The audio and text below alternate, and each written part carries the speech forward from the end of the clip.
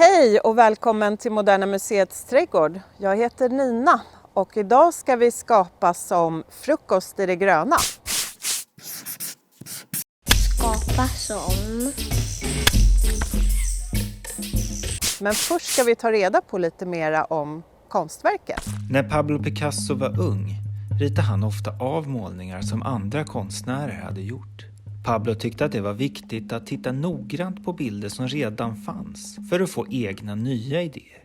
Man skulle kunna säga att han lånade eller till och med snodde andra konstnärers idéer. På ett museum i Paris såg Pablo en målning som han gillade mycket. Den heter Frukost i det gröna och är målad 1863 av en konstnär som hette Edouard Manet. Det är lite sådär att konstnärer har länge hållit på och liksom gjort nakna människor. Pablo började teckna av målningen.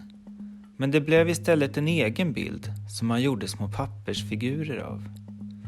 En dag på 1960-talet bad han en konstnär från Norge som hette Carl Nessier att göra samma figurer, fast i stora betongblock. Idag står skulpturen i Moderna Museets trädgård och Picasso gav den samma titel som Manets målning. Här får man ju känna, eller hur? Ja, det är som betong, precis. Och sen så inne i betongen så la de in stenar. Och sen så har den här konstnären, han har tagit en speciell apparat som kallas för sandblästringsapparat. Och så har han liksom sett till att stenarna kommer fram. Och då blir det nästan som en teckning.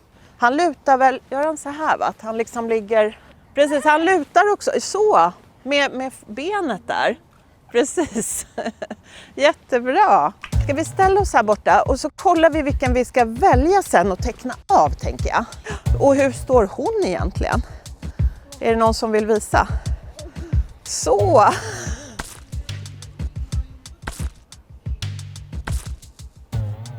Först så har jag en kolkrita och så har jag ett vitt papper som jag har satt fast på ett underlag så att inte pappret rör sig för mycket. Och sen så kan jag då teckna så här och göra någonting där. Och sen kan jag också lägga kolen så här och dra den.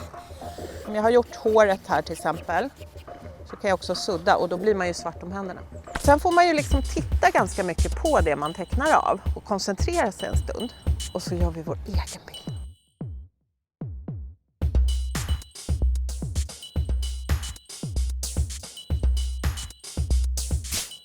Dåliga konstnärer kopierar. Bra konstnärer själv.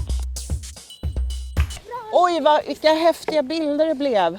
Barn ska nog inte spraya med den här starka fixativen som vi har här. Jag har gjort den där. Du tecknade av den, eller inspireras av den. Och sen bakgrunden är lite inspirerad av Vincent van Gogh med den blåa himlen och den här typ solen. Jag tyckte att det var ganska lätt att göra den för det behöver inte vara så mycket komplicerat liksom. Man behöver inte göra så mycket skuggor och sånt. Jag tänkte liksom att hon var i skolan och satt på en bänk och räckte upp handen. Det var det jag tänkte. Hur gjorde man då?